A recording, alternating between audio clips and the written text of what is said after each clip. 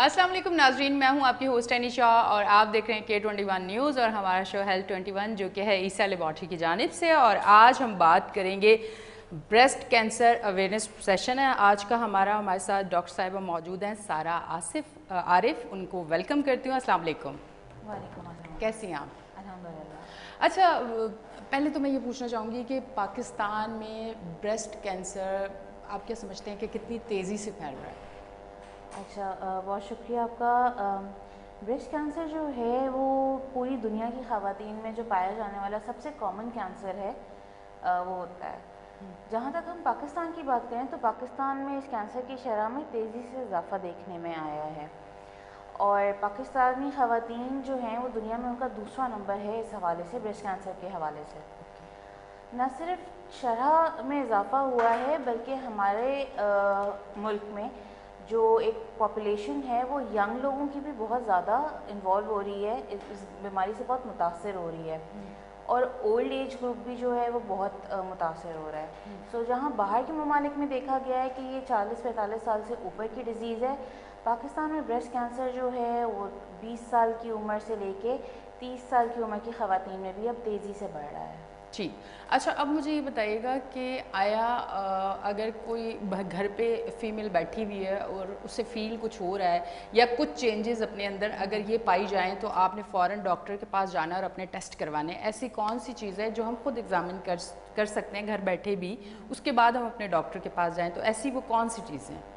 अच्छा, चंद अलामात होती हैं जो कि ख़वातीन को जिनके बारे में बहुत हसास होना चाहिए। ठीक है। हम ये रिकमेंड करते हैं कि 20 साल की उम्र से जब कोई भी खातून, कोई भी और बच्ची जो है वो 20 साल की उम्र को पहुँचे तो उसको बाकायदा महीने में एक बार अपना मुआयना करना चाहिए। ठीक है। मुआयना करेंगे लेकिन मुआयने में देखेंगे का तो उसकी चंद अलामात होती हैं, जैसे कि छाती यानी ब्रेस्ट या बगल के किसी हिस्से में भी गुठली का नमूदार हो जाना। ठीक है। कुछ केसेस में हमने ये देखा है कि गुठली जो है वो बगल के अंदर नमूदार होती है यानी आर्मपिट में, और छाती में कोई भी गुठली नहीं होती है, कोई भी साइन नहीं होता। ठीक है। सो अगर आपकी बगल में भी आपको कोई मुश्तबा गुठली लग रही है, कोई नई उभरती हुई चीज़ महसूस हो रही है, तो आपने फौरी तौर पे अपने डॉक्टर से रब्ता करना है। ठीक है। उसके अलावा छाती की साख्त में, शेप में कोई तब्दीली या छाती या बगल की स्किन के ऊपर कोई तब्दीली आना यानी रंग की तब्दीली होना, सुर्खी लाली की तरफ जाना या काले पड़ती हुई रंगत हो जाना,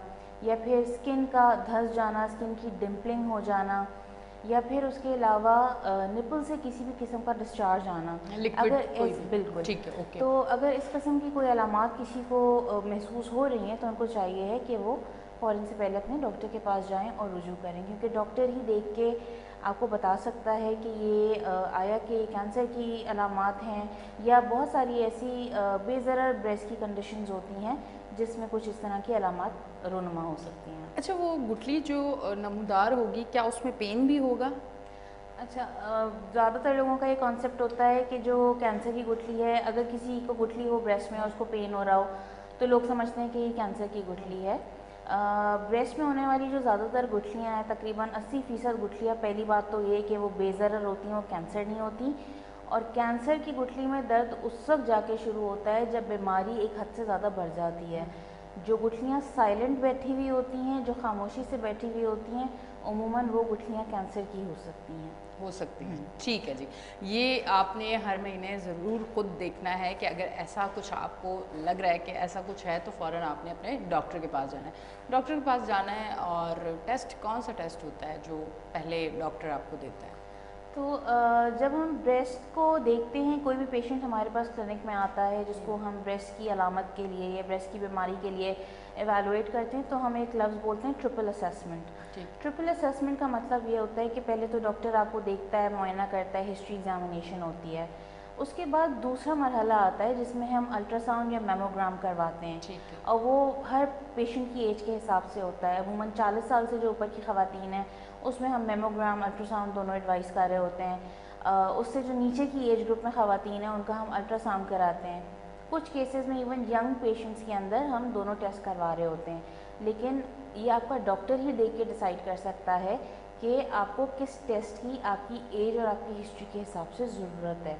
और फिर जो तीसरा ट्रिपल असेसमेंट का लिम्ब है वो होता है बायोप्सी का, यानी अगर किसी को कोई गुठली है, उसका मैमोग्राम कराया, उसमें डॉक्टर को शुबा हुआ कि ये कैंसर की गुठली हो सकती है, तो उसकी हतमी तशख़ीस के लिए जो टेस्ट है वो बायोप्सी होती है, जो कि आजकल अल्ट्रासाउंड के ज़रिए की जाती है। ठीक। अच्छा, अब मुझे बताइएगा ब्रेस्ट कैंसर जो है इसके भी 4 स्टेज हैं?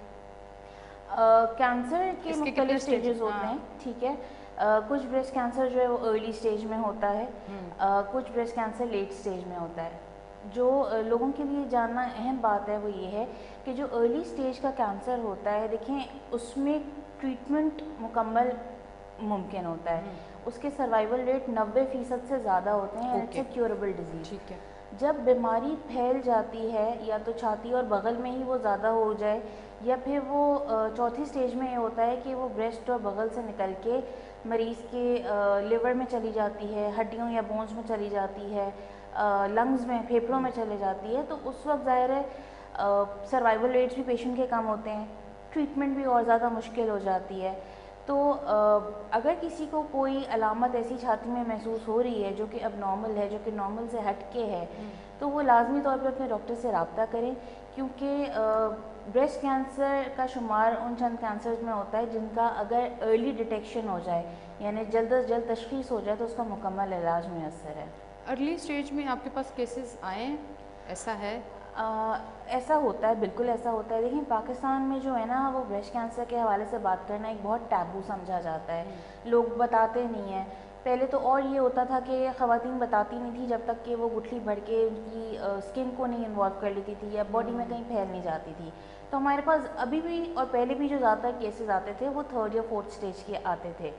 लेकिन पिछले कुछ अरसे से लोगों में ये अवेयरनेस कैंपेन, जिसमें टीवी प्रोग्राम, मुख्तलिफ NGOs हैं या हॉस्पिटल्स हैं, वो ये कर रहे हैं कैंपेन, तो लोगों में जो है वो अवेयरनेस भी बढ़ती जा रही है। और अब अगर किसी को थोड़ी सी भी तकलीफ़ या गुठली या कोई भी चीज़ होती है तो वो ज़रूर डॉक्टर के पास आते हैं। और अब हमारे पास अर्ली स्टेज के जो ब्रेस्ट कैंसर्स हैं वो भी डिटेक्ट हो रहे हैं और उनका फिर ट्रीटमेंट हम कर रहे हैं। ब्रेस्ट कैंसर के ट्रीटमेंट किस तरह के होते हैं? ट्रीटमेंट किस तरह के दिए जाते हैं? वो कोई जिस तरह से बाकी कैंसर जो हैं उनके ट्रीटमेंट से मुख्तलिफ होता है या उसी तरह के ट्रीटमेंट होते हैं? किस तरह ब्रेस्ट कैंसर को अर्ली में अगर आप ट्रीटमेंट देते हैं तो वो किस तरह का ट्रीटमेंट होता है? अच्छा देखें, किसी भी किस्म का जो कैंसर होता है ना, उसकी ट्रीटमेंट कोई एक मोडालिटी नहीं होती है। इसी तरह ब्रेस्ट कैंसर की जब हम बात करते हैं तो ट्रीटमेंट की मुख्तलिफ इकसाम होती हैं। कब कौन सा ट्रीटमेंट उसमें पहले इंट्रोड्यूस करना है पूरे इलाज में, वो पेशेंट टू पेशेंट वैरी करता है। जैसे कि फॉर एग्ज़ाम्पल हम बात करते हैं सर्जरी की, सर्जरी जो है वो ब्रेस्ट कैंसर ट्रीटमेंट का एक अहम हिस्सा है। उसके अलावा मुख्तलिफ ऑप्शन दूसरे, जिसमें कीमोथेरेपी की दवाएँ यानी दवाओं के ज़रिए इलाज, रेडिएशन यानी कि शुआओं के ज़रिए इलाज होता है। फिर हमारे पास हार्मोन थेरेपी और इम्यून थेरेपी होती है, जिसमें चंद हार्मोन की गोलियां या इंजेक्शंस लगाए जाते हैं मरीज़ को और उसके ज़रिए इलाज करते हैं। अब किस मरीज़ को कब कौन सा ट्रीटमेंट देना है, ये हर मरीज़ की स्टेज के हिसाब से और कैंसर की जो टाइप होती है उसके हिसाब से बेस्ड होता है। तो हर पेशेंट का एक टेलर मेड ट्रीटमेंट होता है। ऐसा नहीं होता कि एक चीज़ जो है वो हर पेशेंट के ऊपर फिट होगी।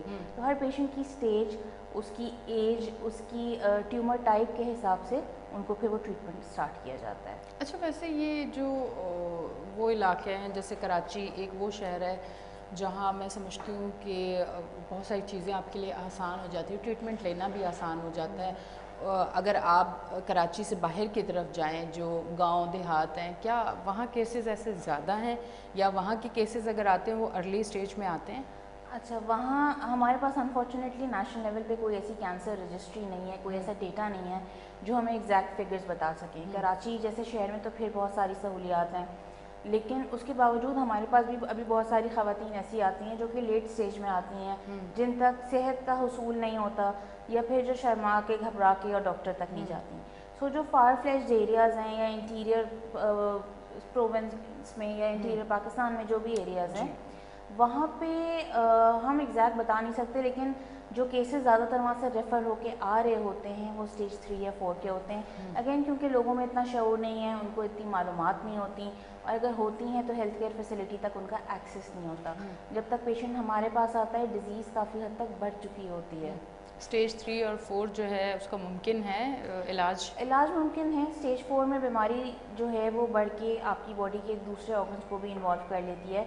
उसमें सर्वाइवल रेट्स जो है वो 40 to 50% रह जाते हैं। डिज़ीज़ को मुकम्मल तौर पे क्योर करना बहुत मुश्किल होता है, लेकिन उसे किसी हद तक कंट्रोल किया जा सकता है। बट अगेन क्योंकि वो जब बॉडी के मुख्तलिफ सिस्टम्स को इन्वॉल्व कर लेती है तो फिर चांसेस ऑफ सर्वाइवल पेशेंट के कम होते जाते हैं। ठीक है।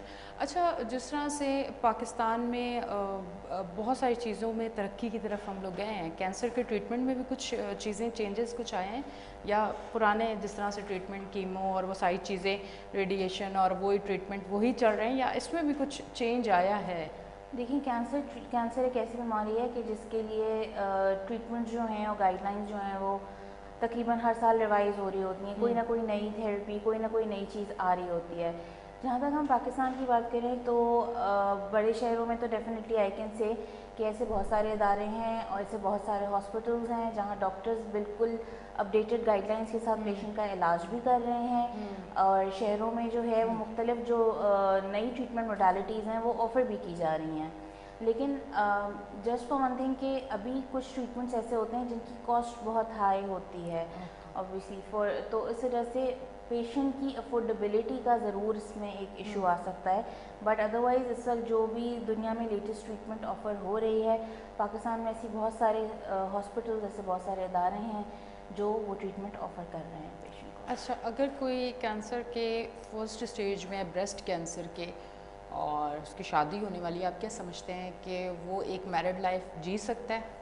मतलब जिसकी शादी हुई वो तो अलग चीज़ है ना, मतलब शादी अब किसी की होने वाली है और ये पता चल जाता है कि इसे फर्स्ट स्टेज है और ब्रेस्ट कैंसर है, फिर शादी के बाद आपको पता है कि एक नस्ल भी औरत ने बढ़ानी होती है, फिर हमारे यहाँ है कि मदर फीड भी होना लाजमी है। इस पॉइंट ऑफ व्यू से मैं आपसे पूछ रही हूँ। फर्स्ट स्टेज में ना एक पेशेंट के लिए जो मोस्ट ऑफ द पेशेंट्स जिनको जो बड़ा एडवांटेज होता है कि कैंसर इतना लिमिटेड होता है, उसकी गुठली इतनी छोटी होती है कि हम पेशेंट को ब्रेस्ट कंजर्वेशन के भी ऑप्शन दे सकते हैं। यानी ब्रेस्ट कैंसर अगर किसी को हो जाए तो उसका ये हरगिज़ मतलब नहीं है कि उसकी ब्रेस्ट को मुकम्मल तौर पे निकाल दिया जाएगा। हम ब्रेस्ट सेविंग सर्जरीज भी उनको ऑफ़र कर सकते हैं। उसके अलावा मैं एक चीज़ बता दूं कि बहुत सारे पेशेंट्स ऐसे होते हैं या लोगों में ये मिसकंसेप्शन होता है कि अगर किसी को कैंसर हो गया और कीमोथेरेपी के ज़रिए उनका इलाज हुआ तो आगे जाके जो है वो कंसेप्शन में मसला होगा या बेबीज़ नहीं हो सकते।